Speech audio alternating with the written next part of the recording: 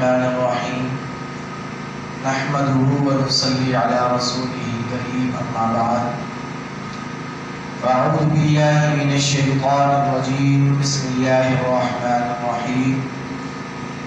إنا نحن نزلنا الذكر وإنا له لحافظون وقد قال النبي صلى الله عليه وسلم لكل شيء بهاء وبهاء أمتي القرآن فقد قال النبي صلى الله عليه وسلم في رواية آخر إن أشراف أمتي حملة القرآن أو كما قال عليه الصلاة والسلام. یا الہی تو کر دے ہمیں عامل قرآن، یا الہی تو کر دے ہمیں عامل قرآن، پھر نئے سرے سے ہر مسلم کو مسلمان، وہ پیغمبر جسے کہتے ہیں سرتاج رسل، وہ پیغمبر جسے کہتے ہیں سرتاج رسل، اس کی امت کو کر دے ذرا تابع قرآن. سبحان اللہ. گرامی قدر، نہایت ہی قابل صد احترام اور صوبہ سندھ کے وفاق المدارس کے مسئول استاد العلماء مخدوم العلماء حضرت مولانا قاضی سیف الرحمان صاحب دامت و برکاتہ العالیہ کا میں انتہائی دل کی عطا گہرائیوں سے مشکور اور ممنون ہوں کہ وہ اپنا قیمتی وقت نکال کر ہماری اس عظیم الشان تقریب میں شریک ہوئے. اللہ تبارک و تعالی انہیں اپنی شان کے مطابق جزائے خیر نصیب فرمائے. علاوہ عظیم برادر مکرم، برادر عزیز حضرت مولانا محمد راشد صاحب جو ہمارے بہت ہی پرانے ساتھی ہیں، ایک ہی ادارے کے اندر ہم نے درس و تدریس کے فرائض بھی سر انجام دیے، پرانا تعلق ہے. اللہ تبارک و تعالی انہیں بھی اپنی شان کے مطابق جزائے خیر نصیب فرمائے کہ انہوں نے مجھے یہ موقع فراہم کیا کہ میں آپ حضرات سے مخاطب بھی ہوں، اور میرے لیے بہت بڑی سعادت کی بات ہے کہ میرا بیٹا ان کے زیر نگرانی آج قرآن مجید حفظ مکمل کر رہا ہے. اور سب سے زیادہ میں جس عظیم ہستی کا شکریہ ادا کرنا ضروری اور فرض سمجھتا ہوں وہ ہیں میرے بیٹے حافظ محمد عاصم کے استاذ محترم قاری محمد قاسم صاحب، کہ جن کی دن رات کی محنتیں، کاوشیں اور مجاہدے ہیں، جس کے نتیجے میں آج الحمدللہ ثم الحمدللہ اس بچے نے اپنا قرآن مجید حفظ مکمل کیا. اللہ تبارک و تعالی ہم سب کو اس عظیم الشان فضیلت والی، عظمت والی، شان والی اور رفعت اور بلندی والی کتاب قرآن مجید فرقان حمید کو پڑھنے، اس کو سمجھنے اور اس کے احکامات پر عمل کرنے کی توفیق نصیب فرمائے. آمین. چونکہ حضرت موجود ہے اور حضرت کی موجودگی میں زیادہ تفصیلی بات کرنا، زیادہ لمبی گفتگو کرنا یقیناً ان کے ادب کے خلاف ہے، ان کی شان کے خلاف ہے، لیکن الامر فوق الادب کے تحت چھوٹی سی ایک بات آپ حضرات کے سامنے عرض کرنا چاہتا ہوں. خصوصاً بالخصوص میرے سامنے جو عزیز طلبہ کرام موجود ہیں، میں ان کے دل و دماغ میں ایک چھوٹی سی بات بٹھانا چاہتا ہوں کہ عزیز طلبہ کرام، آپ جس کتاب کو پڑھ رہے ہیں، جس کتاب کو آپ ناظرہ قرآن مجید یا جس کتاب کو آپ حفظ کر رہے ہیں، یہ قرآن مجید فرقان حمید آسمان دنیا سے اترنے والی وہ عظیم الشان کتاب ہے، وہ رفعت اور بلندی والی کتاب ہے کہ جس کتاب کی حفاظت کی ذمہ داری اللہ نے خود اٹھا رکھی. طلبہ بولیں گے کس نے حفاظت اٹھائی ہے اس کی؟ اللہ نے. اللہ تبارک و تعالی نے اس کتاب قرآن مجید کی حفاظت کی ذمہ داری خود لی ہے. حالانکہ اللہ تبارک و تعالی نے آسمان دنیا سے بے شمار کتابیں نازل فرمائی ہیں. تو رات بھی آسمان سے آئی، انجیل بھی آسمان سے آئی، زبور بھی آسمان سے آئی، لیکن یہ قرآن مجید فرقان حمید جس کتاب کو آپ پڑھ رہے ہیں، جس کتاب کو آپ ناظرہ قرآن مجید کی صورت میں اس کی تعلیم آپ حاصل کر رہے ہیں، یا جس قرآن مجید کو آپ اپنے سینے کے اندر محفوظ اور معمول فرما رہے ہیں، یہ کتاب قرآن مجید فرقان حمید وہ عظیم الشان کتاب ہے، وہ منفرد کتاب ہے، وہ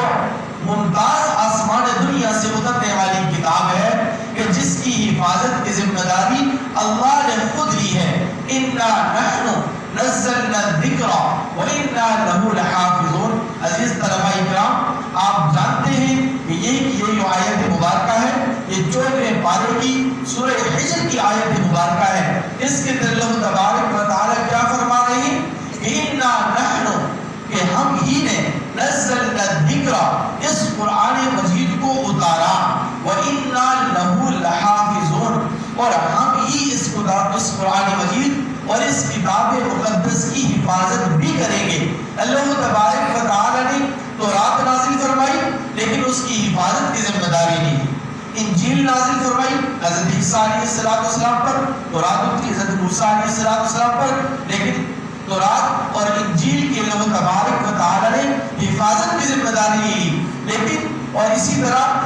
جب داؤد علیہ السلام پر زبور اتاری گئی تو اللہ تبارک و تعالی نے زبور کو اتارا تو صحیح، زبور اللہ تبارک و تعالی کی کتاب تو ہے، آسمان دنیا سے اترنے والی کتاب ہے، آسمانی کتاب ہے، اللہ تبارک و تعالی کا پیغام ہے، لیکن اللہ تبارک و تعالی نے اس کی حفاظت کی ذمہ داری نہیں لی ہے، بلکہ اللہ تبارک و تعالی نے اگر حفاظت کی ذمہ داری اٹھائی ہے، حفاظت کی ذمہ داری لی ہے، تو وہ میرے اور آپ کے محبوب پیغمبر حضرت محمد عربی صلی اللہ علیہ وسلم کے قلب اطہر پر اترنے والی کتاب قرآن مجید فرقان حمید کی حفاظت کی ذمہ داری لی ہے۔ اب واقعات بھی بہت سارے ہیں، روایات بھی بہت ساری ہیں، لیکن میں اس کی تفصیلات میں نہیں جانا چاہتا کیونکہ حضرت کا وقت بہت زیادہ قیمتی ہے۔ ایک چھوٹی سا واقعہ آپ کے سامنے عرض کر کے بات کو ختم کرتا ہوں کہ اللہ تبارک و تعالی نے ہر دور کے اندر اس کتاب قرآن مجید فرقان حمید کی حفاظت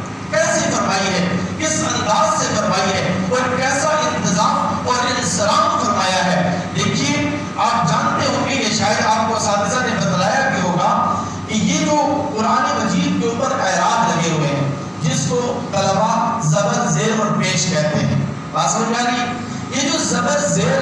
لگائی گئی ہے یہ حجاج بن یوسف کے دور کے اندر لگائی گئی۔ ایک روایت اور بھی ملتی ہے لیکن مشہور روایت یہ ہے کہ اس قرآن مجید کے اوپر جو اعراب لگائے گئے، زبر زیر اور پیش جو لگائے گئے، تو یہ حجاج بن یوسف کے دور میں لگائے گئے۔ اس نے اپنے دور حکومت میں یہ فریضہ سر انجام دیا۔ اب یہ بھی دیکھیے کہ حجاج بن یوسف بہت بڑا ظالم انسان تھا، اس کے ہاتھ صحابہ کرام کے خون سے رنگین ہیں، لیکن وہ حدیث مبارکہ ہے، حضرت جانتے ہیں، علماء کرام کی تشریح فرمائیں کہ حدیث مبارکہ کے اندر آتا ہے کہ ان اللہ تعالی یؤید ھذا الدین بالرجل الفاجر، کہ کبھی کبھار اللہ تبارک و تعالی اس دین اسلام کی حفاظت، اس دین اسلام کا کام گنہگار اور فاسق اور فاجر سے بھی لے لیتے ہیں۔ تو دیکھیے حجاج بن یوسف کے دور میں قرآن مجید کے اوپر اعراب لگوائی جا رہے ہیں، زبر زیریں لگوائی جا رہی ہیں، اور حجاج بن یوسف کے پاس یہودیوں کا ایک وفد آتا ہے۔ کس کا وفد آتا ہے؟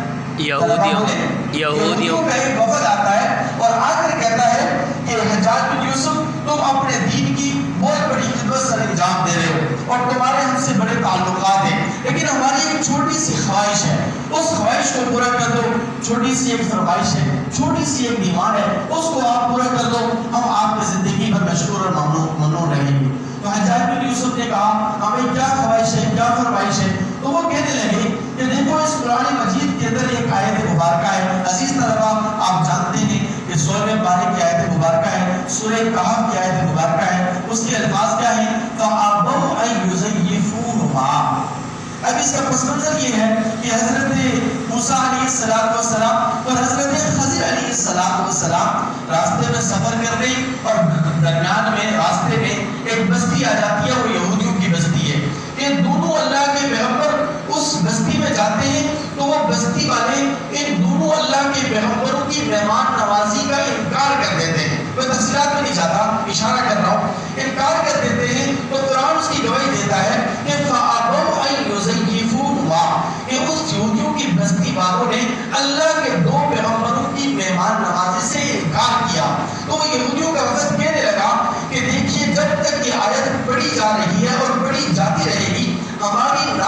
معاشرے میں کرتی چلی جائے گی کہ یہودیوں تم اتنے کنجوس ہو، یہودیوں تم اتنے مکھی چوس ہو، یہودیوں تم اتنے بخیل ہو کہ تم نے اللہ کے دو پیغمبروں کی مہمان نوازی سے انکار کیا، تم کیسے لوگ ہو، تم نے اللہ کے پیغمبروں کی مہمان نوازی بھی نہیں کی، اس لیے معاشرے میں ہماری ناک کٹ رہی ہے۔ بس آپ یوں کیجئے کہ آپ اس فعاتوں کو فعاتوں کر دیں۔ آپ نے کرنا کیا ہے کہ یہ جو باغ کے نیچے ایک نقطہ ہے، اس ایک نقطے کو اوپر رکھیں اور اس کے ساتھ دوسرا نقطہ لگا دیں، اب یہ فعاتوں سے فعاتوں ہو جائے گا۔ کیا ہو جائے گا؟ فعاتوں۔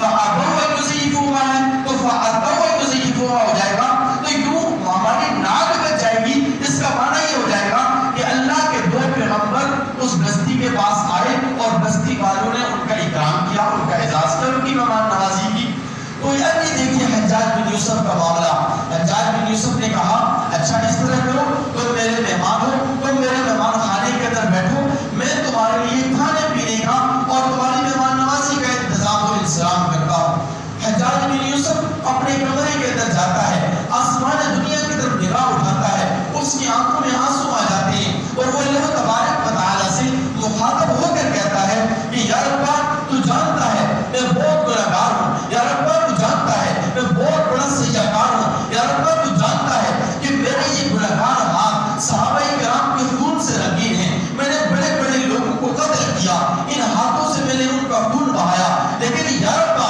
یہ کتاب قرآن مجید فرقان حمید تیری اتنی عظمت والی کتاب ہے، اتنی شان والی کتاب ہے، اتنی بلندی والی کتاب ہے، اتنی رفعت والی کتاب ہے کہ آج اس کتاب کے متعلق کہ جس کی حفاظت کی ذمہ داری تو نے لی ہے، اِنَّا نَحْنُ نَزَّلْنَا الذِّکْرَ وَإِنَّا لَهُ لَحَافِظُونَ، اگر اس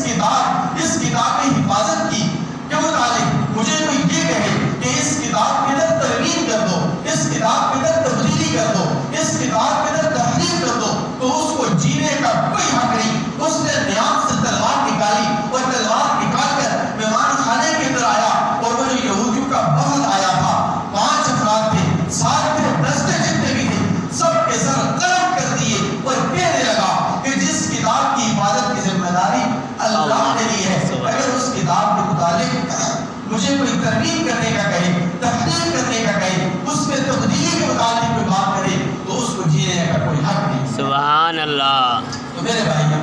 میں کہنے کا مقصد عزیز طلباء کو یہ سمجھانے کا ہے کہ آپ جس کتاب کو پڑھ رہے ہیں، جس کتاب کو آپ حفظ کر رہے ہیں، جس کتاب کی آپ تعلیم حاصل کر رہے ہیں، یہ بڑی عظمت والی کتاب ہے، بڑی شان والی کتاب ہے۔ اور ایک اور بات عرض کر کے بات ختم کرتا ہوں کہ اللہ تبارک و تعالیٰ نے اس آیت مبارکہ میں صرف کتاب قرآن مجید فرقان حمید کی حفاظت کی ذمہ داری نہیں لی، بلکہ علماء مفسرین محدثین نے لکھا ہے کہ جو بھی اس کتاب کے ساتھ جڑتا جائے گا، یعنی جو بھی اس کتاب کو پڑھے گا، اس کی تعلیم حاصل کرے گا، اس کتاب کی خدمت کرے گا، اللہ تبارک و تعالیٰ اس کی بھی، اس کی زندگی کی بھی اور اس کی زندگی کے معاملات کی بھی حفاظت فرمائیں گے۔ اللہ تبارک و تعالیٰ نے آپ حضرات کو یا علماء کرام جو اساتذہ کرام ہیں آپ نے، ان کو اللہ تبارک و تعالیٰ نے اس کتاب کی خدمت پر معمول فرما دیا ہے۔ اللہ تبارک و تعالیٰ نے آپ لوگوں کا انتخاب فرمایا ہے۔ آپ لوگ، ہم سب لوگ بڑے خوش نصیب ہیں کہ یہ عظیم کتاب ہمارے پاس موجود ہے،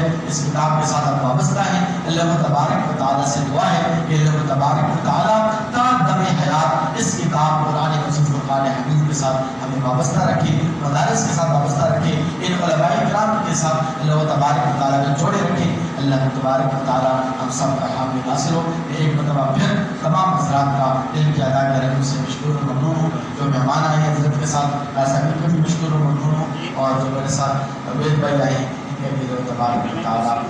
مشکور ہوں۔ اللہ تعالیٰ کی خیر نصیب فرمائے۔ دعا میں یاد رکھیے گا۔ السلام